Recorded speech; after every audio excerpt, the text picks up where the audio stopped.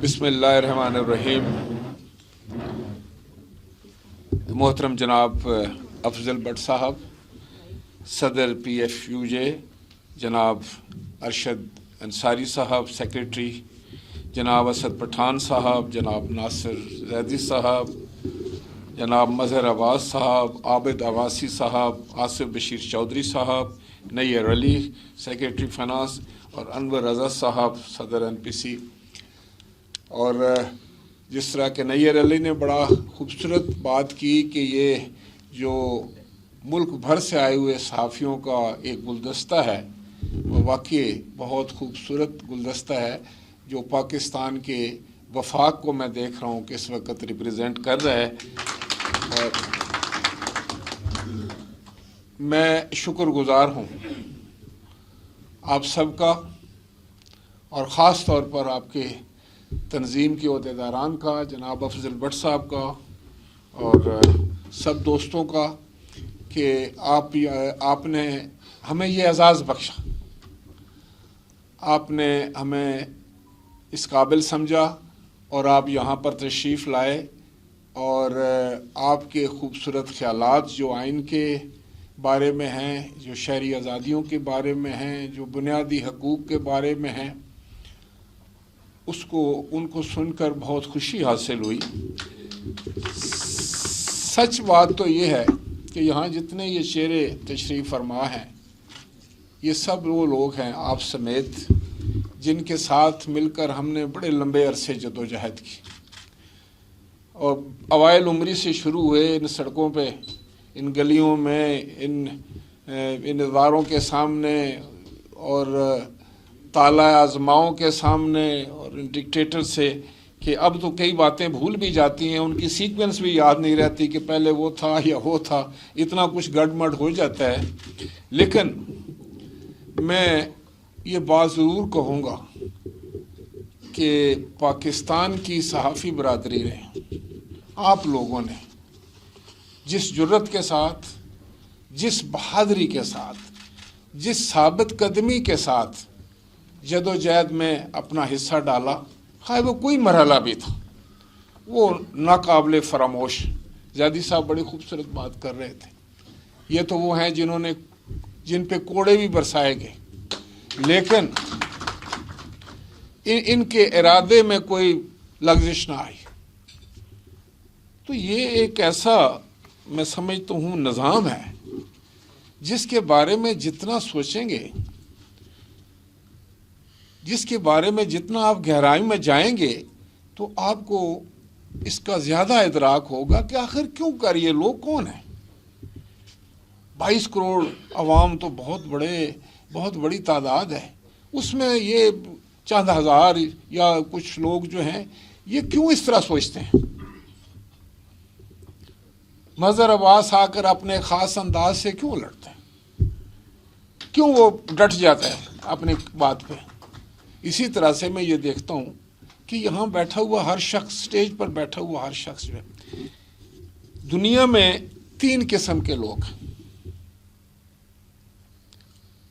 पहली किस्म वो है दी one who make things happen, जिनकी वजह से चीज़ें मार्ज़े वजूद में आती हैं। दूसरे जो हैं वो है दे वॉच थिंग हैपनिंग। और तीसरी किस्म ये है कि they do not know what is happening. आप वो लोग हैं हु मेक थिंग्स हैपन। आपके पास इंफॉर्मेशन है and information is knowledge and knowledge is power. हमारे पास भी जो इंफॉर्मेशन है वो आपके ज़रिए आती है। कभी आप देखें ये कितनी बड़ी बात है कि मैं आज खुद कोई इंफॉर्मेशन नहीं कलेक्ट करता, आप हैं जो मेरे इल्म में इजाफा करते हैं, आप हैं जो मुझे ख़बर देते हैं, आप हैं जो मुझे इतला देते हैं और मैं 100% आप पर मेरा इन्हसार है, मीडिया के ऊपर, अपनी सहाफ़त के ऊपर। लिहाजा इसमें तो कोई शक नहीं कि सहाफ़त जो है वो बहुत ही اہم ترین ستون کا جو ہے اس وقت اس کو درجہ اگر مل رہا ہے، یا لوگ سوچنے شروع ہو گئے ہیں، یا اس کی طرف ان کا دھیان جا رہا ہے، تو میں سمجھتا ہوں یہ بڑی اچھی بات ہے، اور اس پہ میں آپ لوگوں کو سلام اس لیے پیش کرتا ہوں کہ آپ نے بڑے مشکل سے یہ مقام حاصل کیا ہے، میں اس کا گواہ ہوں۔ بڑی آپ لوگوں نے بھی مار کھائی ہے ہماری طرح، یہ سچی بات ہے، اور یہ کوئی معمولی بات نہیں تھی، لیکن بہرحال میں کہتا ہوں کہ ثابت قدمی کا بھی صلہ ہے، اور اللہ تعالیٰ دے گا۔ اور باقی جو آپ کے معاملات ابھی رہ گئے ہیں، میں سمجھتا ہوں کہ اب تو زمانہ بدل گیا ہے، اب بہت عرصہ کسی کو اس کے حق سے محروم نہیں رکھا جا سکتا، یہ پاسبل نہیں۔ اب جس ایرا میں ہم داخل ہو گئے ہیں وہ اس سے بالکل مختلف ہے جب ہم نے جدوجہد شروع کی تھی۔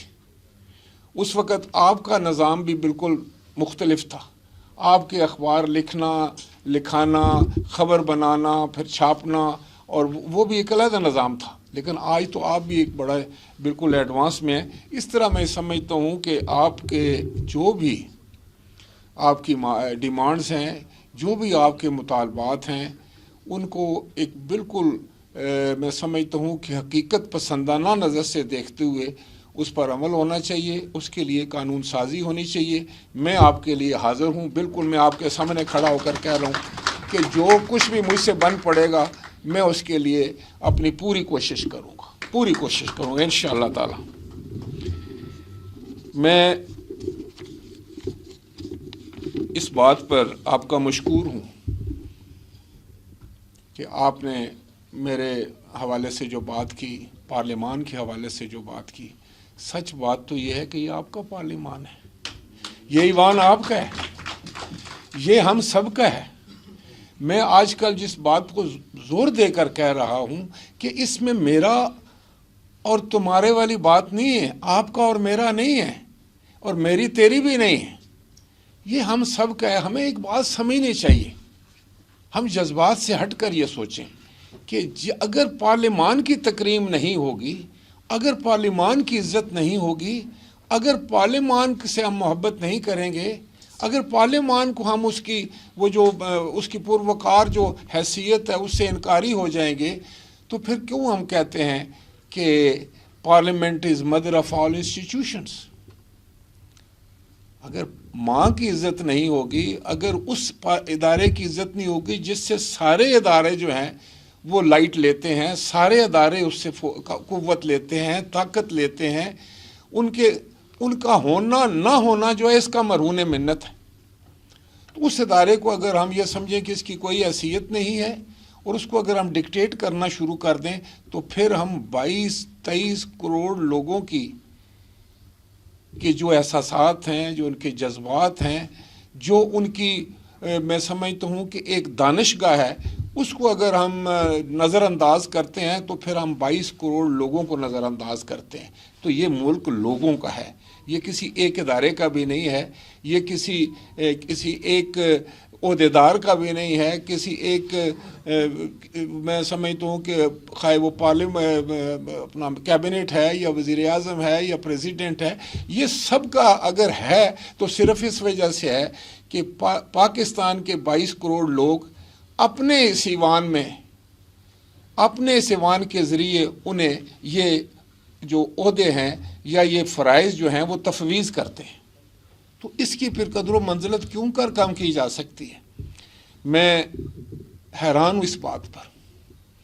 ہم سارے آئین کے پابند ہیں، جو قوم جو عزت جو ہے وہ اپنے آئین کو نہیں دیتی یا امپورٹنس نہیں دیتی، وہ یقیناً میں سمجھتا ہوں بہت بڑی غلطی ہوتی ہے۔ آئین ایک ایسا ہمارے پاس مقدس دستاویز ہے جس نے ہم سب کو ایک آپس میں اکٹھا کیا ہوا ہے، اور ہمارے لیے ایک ہر ہمارے سوال کا جواب ہوتا ہے اس میں تقریباً۔ اب ہوتا یہ ہے کہ اسی طرح پارلیمان ایک ایسی جگہ ہے جہاں آپ اس آئین کو بھی تو اس کی ترمیم کر سکتے ہیں، اس کو بدل سکتے ہیں۔ مجھے کوئی گلہ نہیں ہے سپریم کورٹ آف پاکستان سے، وہ میری سپریم کورٹ ہے، وہ میرے ملک کی ایپیکس جو ہے وہ کورٹ ہے، وہاں جا کر سارے سر جو ہے نا وہ سر نگوں کرتے ہیں، میں بھی کرتا ہوں، اس لیے کہ میں سمجھتا ہوں کہ وہ عدالت عظمیٰ ہے اور ہم سب نے اس کا عزت اور احترام کرنا ہے، اور ان ریٹرن پھر ہمیں انصاف ملتا ہے وہاں سے، وہ انصاف دینے والا ایک نظام ہے۔ تو آئین پاکستان کو اگر کسی جگہ پہ تبدیل کیا جا سکتا ہے، ری رائٹ کیا جا سکتا ہے، تو وہ پارلیمان ہے، وہ پاکستان کے عوام کر سکتے ہیں۔ ہمارے ساتھ کیا ہوتا ہے، جو مجھے گیلا بھی ہے، مظہر عباس صاحب تو ان کے پاس پوری ہسٹری ہے نظام کی۔ ایک شخص طاقت کے بل بوتے پہ جو ہے وہ پاکستان کی حکومت پہ قبضہ کرتا ہے۔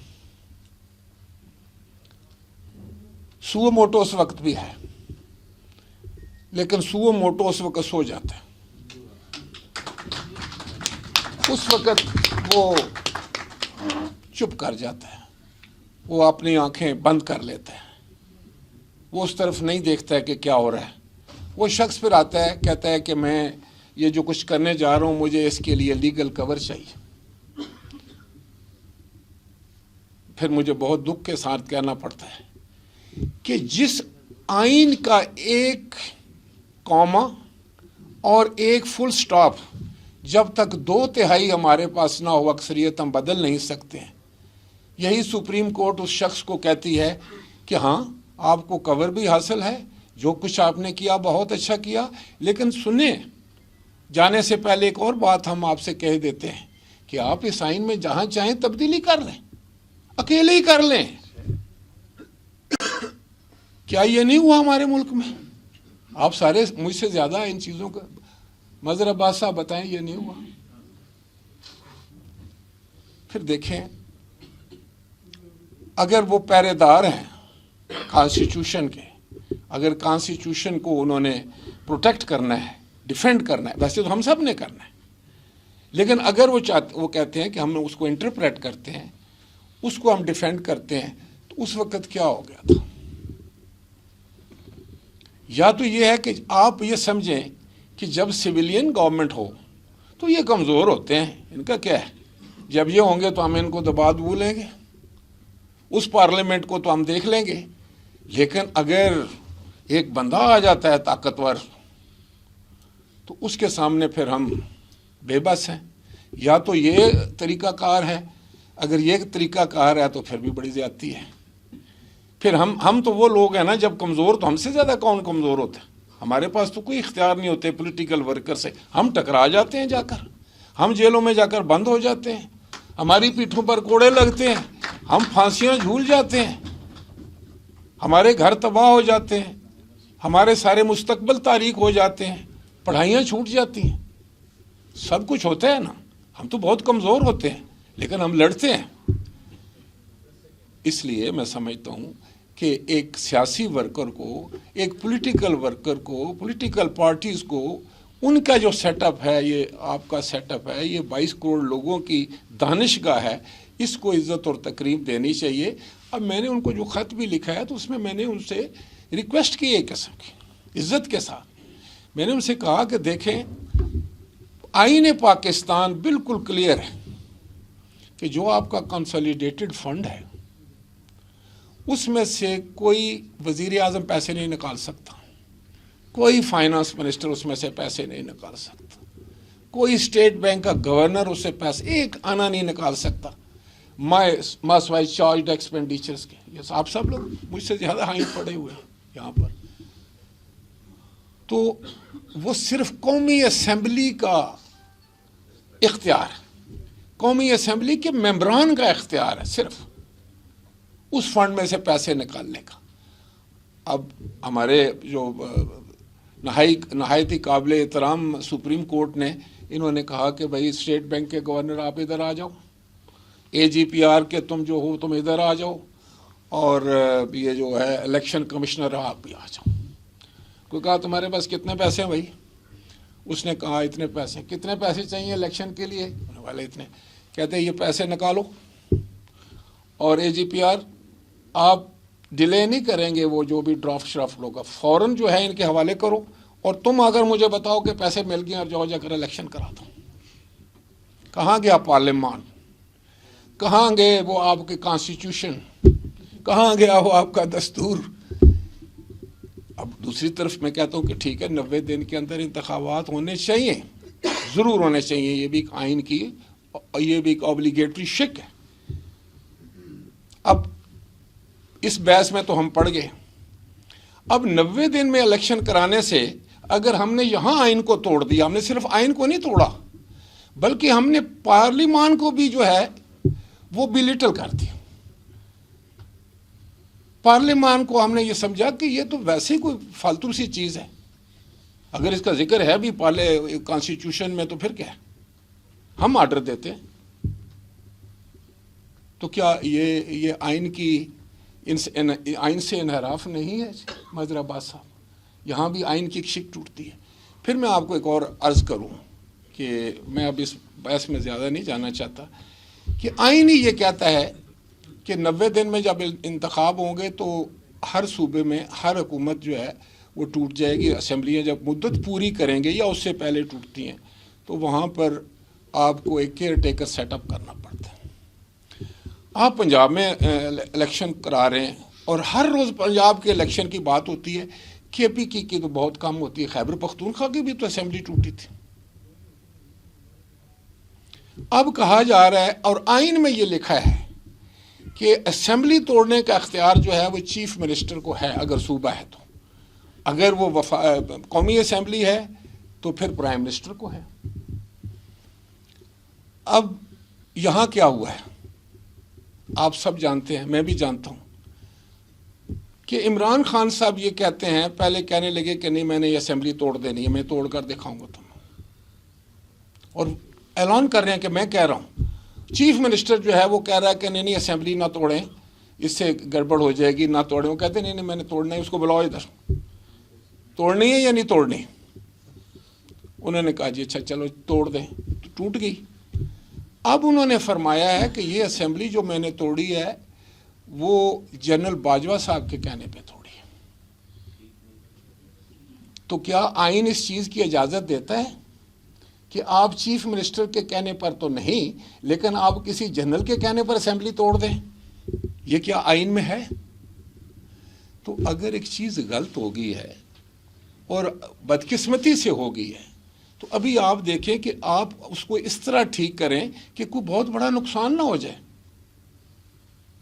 یہ ایک سیاسی ورکر کی سوچ ہے نا کہ آپ ابھی اس کو سنبھالیں، آپ اپنے کانسٹیٹیوشن کی عزت اور وقار رہنا چاہیے، اور جس طرح مظہر عباس نے کہا ہے کہ دو اداروں میں خدا نہ کرے کبھی ٹکراؤ ہو، بالکل نہیں ہونا چاہیے۔ یہ کوئی یہ بہادری کی بات نہیں ہے کہ ایک ادارہ کہے کہ میں نے اس کو نیچا دکھانے کے لیے یہ کہہ دیا اور دوسرا کہ میں یہ کر دوں گا، نہیں، یہ کوئی ہمارے کو کسی زمین کا پھڈا ہے یا کسی جائیداد کا ہے، یہ تو تاریخ واش کر رہی ہے نا، ہمیں بھی کر رہی ہے، سب کو کر رہی ہے۔ اگر آج کوئی بچ بھی جائے گا کل وہ مجرم ٹھہرے گا۔ اس لیے میں نے کہا تھا کہ ہم سب کی انا، ہم سب کی عزت، ہم سب کا جو کچھ ہم جس کی بل بوتے پر انسان کہتا ہے نا کہ میں جس کو کہتے ہیں، وہ پاکستان اور پاکستان کے عوام کے مفاد سے چھوٹی ہونی چاہیے۔ اگر ہماری انا اس سے زیادہ بڑھ جائے گی تو پھر ہمیں پاکستان کا مفاد نظر نہیں آتا۔ اس وقت ضرورت اس بات کی ہے کہ ہم صرف سوچیں کہ ہم پاکستان کے لیے کس طریقے سے اس گرداب سے نکل سکتے ہیں، کس طریقے سے۔ اور آپ وہ لوگ ہیں جنہوں نے، میں سمجھتا ہوں کہ جو پاکستان کے لیے سب کچھ کرنے کے لیے تیار ہیں۔ مجھے مظہر عباس صاحب ہیں، زیدی صاحب ہیں، عباس صاحب تشریف رکھتے ہیں، مہتاب صاحب یہاں پر تشریف رکھتے ہیں، آپ سب لوگ ہیں۔ مجھے تو یوں محسوس ہو رہا ہے کہ یہ کوئی ہمارے اوپر اٹیک ہو گیا۔ We are under attack. The country is under attack.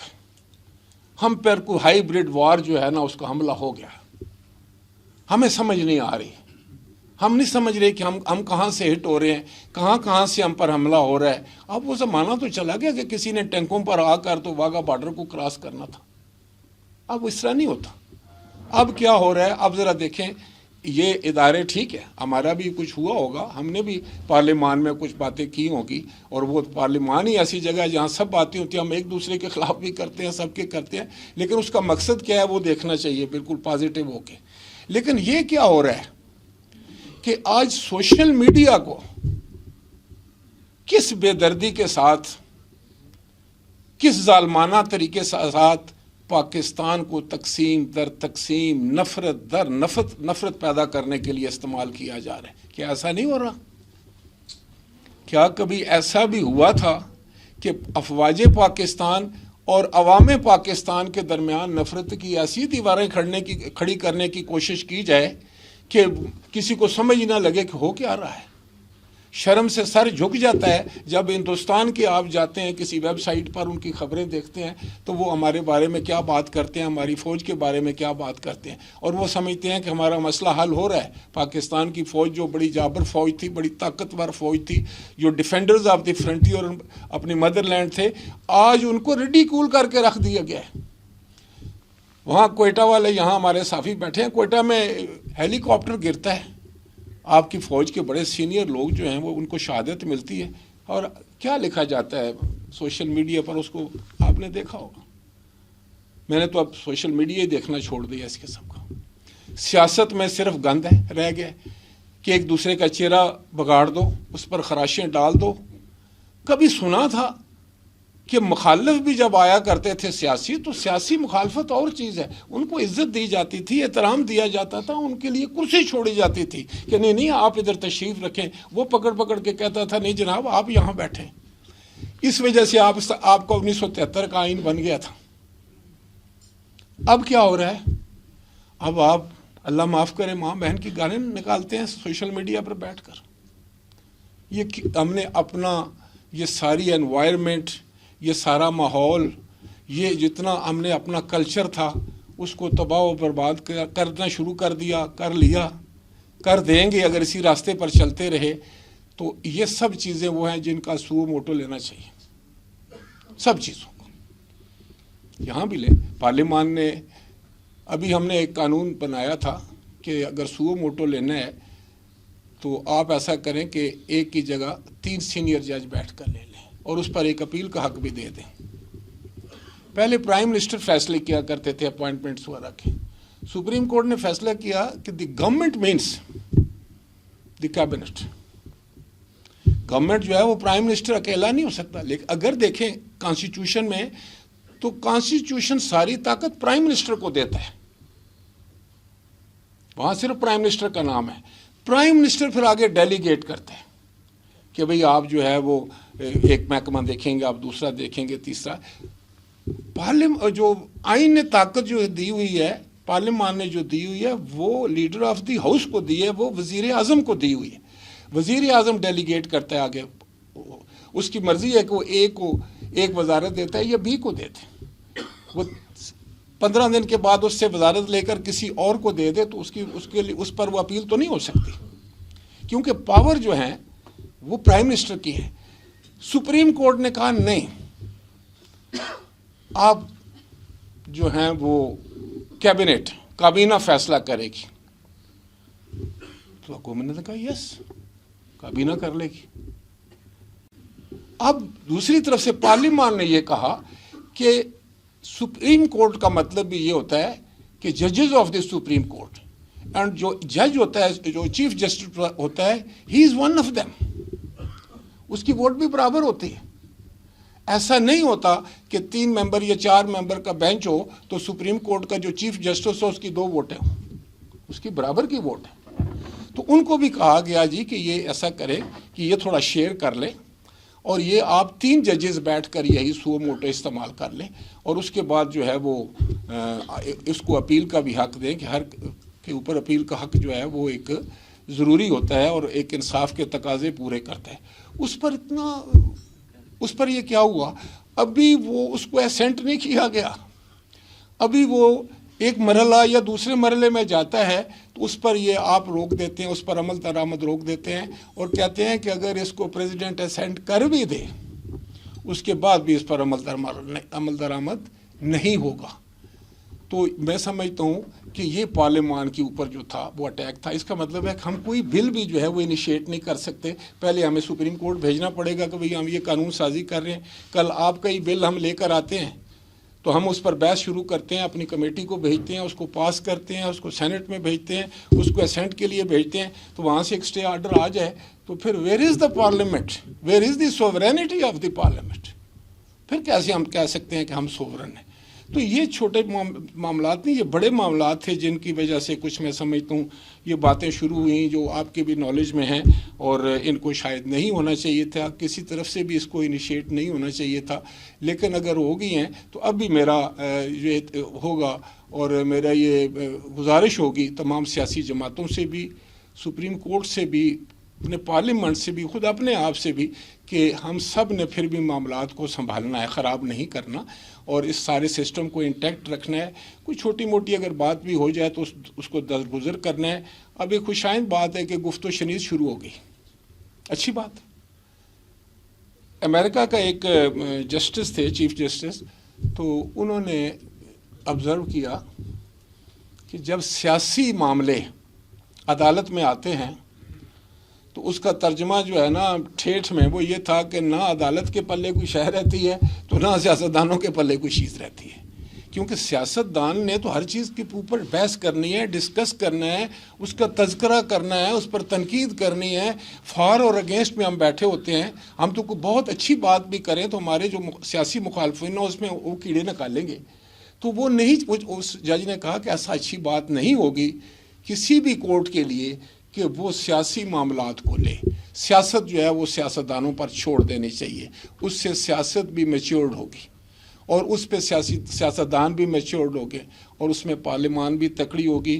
ہمارے 50 سال گولڈن جوبلی ہم منا رہے ہیں، ہم نے یہاں پر پوری سپریم کورٹ کو دعوت دی تھی، ہر جج کو میں نے خط لکھا تھا، وہ میں خوش ہوں اور میں ان کا شکر گزار ہوں کہ یہاں پیونی جج جو ہیں وہ یہاں پر تشریف لائے، ہمارے وہ جو سینئر موسٹ جج تھے، اور انہوں نے بڑی اچھی تقریر کی یہاں پر، اور انہوں نے تقریر دوسرے جج صاحبان نے، چیف جسٹس صاحب کا بھی میں شکر گزار ہوں کہ انہوں نے مجھے خط لکھا، انہوں نے مجھے مبارکباد دی گولڈن جوبلی کی، اور انہوں نے کہا کہ وہ اپنی جو ان کی کمٹمنٹس ہیں اس کی وجہ سے وہ نہیں آ رہے۔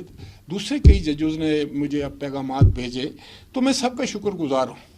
پارلیمان، جس طرح میں نے کہا نا کہ سپریم کورٹ بھی میری ہے، اس طرح پارلیمان، سپریم کورٹ میں جتنے بھی شخص بیٹھے ہوئے ہیں، آنریبل ججز بیٹھے ہیں، یہ پارلیمان بھی ان کی ہے، یہ ہم سب کی ہے، اور پارلیمان کے ساتھ محبت کا اور پیار کا اور ہم آہنگی کا رشتہ جو ہے وہ عوام کا ہونا بہت ضروری ہے، اس کی عزت اور تکریم ہونی ضروری ہے۔ میں آپ کو لائٹر سائڈ پہ بتاؤں بات کہ چند دن پہلے میرے پاس کچھ ممبران آئے تو مجھے کہنے لگے کہ دیکھیں آپ بڑے ورکر ہیں اور یہ ہے وہ ہے، اتنا عرصہ گزر گیا، یہ ہوا وہ ہوا، تو یہ ہماری جو آپ نے تنخواہ کیا رکھی ہوئی ہے؟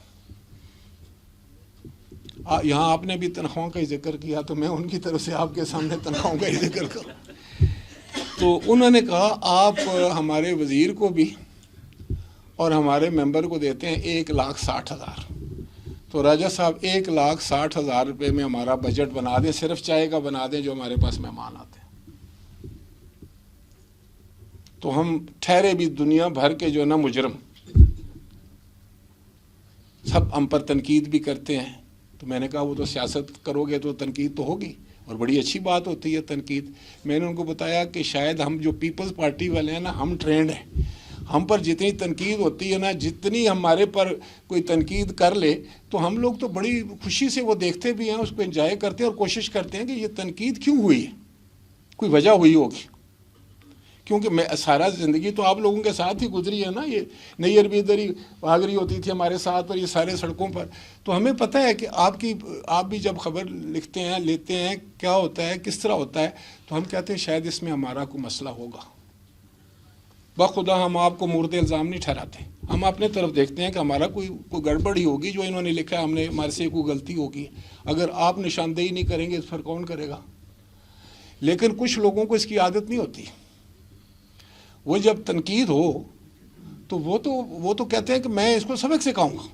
ہم نے 4.25 سال دیکھی ہے یہ بات، یہاں جنگ کے لوگ بھی بیٹھے ہوں گے، بڑے اخبار ہے، جیو کے بھی بیٹھے ہوں گے، آپ کو پتہ ہے کہ 5 سال ہم پر بڑی تنقید ہوئی، ہم نے تو کسی کو نہیں کہا کہ ہم اس کو پکڑ لیں گے، ہم اس کو گرفتار کر لیں گے، لیکن یہاں تو برداشت نہیں تھی، جو کہ وہ کہتے تھے کہ نہیں میں آپ کو پتہ ہے کہ یورپ میں کیا ہوتا ہے، مجھ سے زیادہ کوئی یورپ کو سمجھتا ہے، مجھ سے زیادہ کوئی مغرب کو سمجھتا ہے، مجھ سے زیادہ کوئی جو ہے وہ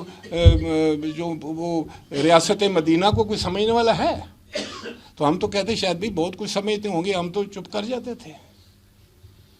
تو یہ میں آپ کو بتانا یہ چاہ رہا تھا کہ اس وقت جو یہ آن سلاٹ ہے، یہ جو ہائی بریڈ وار ہے جو پاکستان کی چولیں ہلا رہی ہے، جو ہمیں بہت ایک ایسی طرف دھکیل کے لے کے جا رہی ہے، اس کے لیے میں سمجھتا ہوں کہ پورے ملک کو خبردار کرنا آپ پر بہت بڑی ذمہ داری ہے، بہت بڑی ذمہ داری ہے۔ مجھے کوئی اسکرپٹ نظر آ رہی ہے، آپ اس کا کھوج لگائیں، یہ کہاں اس کے تانے بانے ہیں، ہو کیا رہا ہے؟